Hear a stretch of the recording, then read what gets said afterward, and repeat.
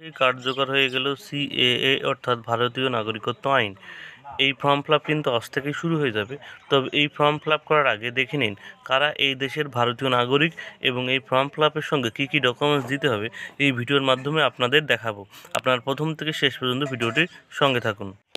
কারা ভারতীয় নাগরিক হিসেবে চিহ্নিত হন অর্থাৎ কারা এই দেশের ভারতীয় নাগরিক সেটা আগেবার আমরা একটু দেখে নিই। ঠিক আছে, এখানে বলছে 1950-এর 26শে জানুয়ারি থেকে 1987-এর 7ই জানুয়ারি পর্যন্ত যাদের জন্ম হয়েছে তারা জন্মসূত্রেই ভারতীয় নাগরিক। এটা এই লাইনটা ভালো করে দেখবেন। 1950-এর 26শে জানুয়ারি থেকে 1987-এর 7ই জানুয়ারি পর্যন্ত যাদের জন্ম হয়েছে তারা জন্মসূত্রে ভারতীয় নাগরিকত্ব কিন্তু পেয়ে যাবে। ঠিক আছে, এক্ষেত্রে তাদের বাবা মায়ের নাগরিকত্ব দেখা হবে না, অর্থাৎ এক্ষেত্রে তাদের বাবা মায়ের নাগরিকত্ব কোনো প্রয়োজনই হবে না। তাদের যদি জন্মগ্রহণ করে থেকে 1950 সাল থেকে 1987 সাল পর্যন্ত তারা কিন্তু ভারতীয় নাগরিক হিসেবে গণ্য হবে। তার বলছে আবার 1987 থেকে 2004 সালের মধ্যে যাদের জন্ম তাদের জন্মের সময় বাবা মায়ের নাগরিকত্ব ভারতীয় হলে তবেই তারা ভারতীয় হিসেবে চিহ্নিত হবেন। অর্থাৎ 1987 থেকে 2004 সাল পর্যন্ত যারা জন্মগ্রহণ করেছে তাদের বাবা অথবা মা যদি ভারতীয় নাগরিক হন তাহলে কিন্তু তারা জন্মসূত্রে ভারতীয় নাগরিক হয়ে যাবে। 4-এর পর যারা জন্মগ্রহণ করছেন তাদের ক্ষেত্রে দেখা হবে হয় বাবা মাকে ভারতীয় নাগরিক হতে হবে অথবা যে কোনো একজনকে ভারতীয় ও একজনকে অবৈধ অনুপ্রবেশকারী নন। অর্থাৎ 2004-এর পর যারা জন্মগ্রহণ করছেন তাদের ক্ষেত্রে যে কোনো একজনকে অথবা বাবা অথবা মাকে একজনকে ভারতীয় হলেই কিন্তু সে হবে ভারতীয় নাগরিক। ঠিক আছে, কারা ভারতীয় নাগরিক এটা কিন্তু বুঝতে পারলেন। এই ছিল বিজ্ঞপ্তিটা, কারা ছিল ভারতীয় নাগরিক। আবেদন করতে হবে কিন্তু অনলাইনে। ঠিক আছে, সরকারি ওয়েবসাইটের তথ্য অনুযায়ী যারা আবেদন করতে চান তাদের কিন্তু মোট 7টা ফর্ম আছে। ঠিক আছে, 7 রকমের ফর্ম রয়েছে।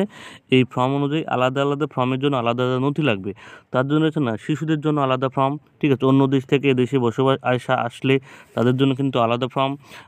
এই দেশের বাবা মা ভারতীয় নাগরিক হলে তাদের কিন্তু আলাদা ফর্ম। ঠিক আছে, অর্থাৎ প্রত্যেকটা লোকের বা প্রত্যেকটা মানুষের জন্য কিন্তু আলাদা আলাদা ফর্ম রয়েছে। মোট 7টা ফর্ম রয়েছে এখানে কিন্তু অ্যাপ্লাই করার জন্য। এবার চলুন দেখে নিই আবেদন করতে কি কি লাগবে। দেখেন এখানে আবেদন করতে কি কি লাগবে সেটা একটু একবার ভালো করে মন দিয়ে দেখে নিন। বলছে আবেদন করার জন্য যেসব নথি লাগবে, বলছে বৈধ বিদেশি পাসপোর্ট অর্থাৎ বাসস্থানের পারমিট, অর্থাৎ কেউ যদি বাংলাদেশ থেকে আসে এখানে তাদের কিন্তু বৈধ বিদেশি পাসপোর্ট লাগবে। বাসস্থানের পারমিট লাগবে 2 নম্বরে বলছে।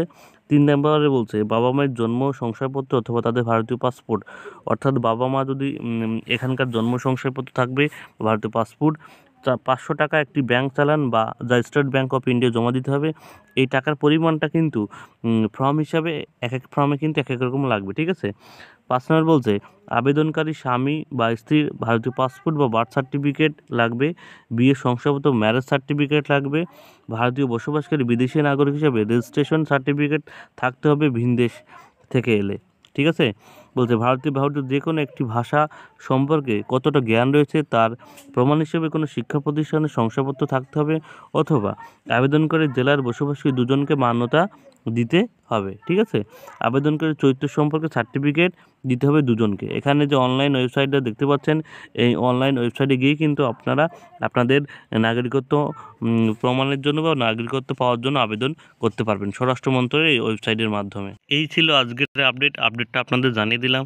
আরও আপডেট জানলে কিন্তু আপনাদের ভিডিওর মাধ্যমে জানিয়ে দেওয়া হবে।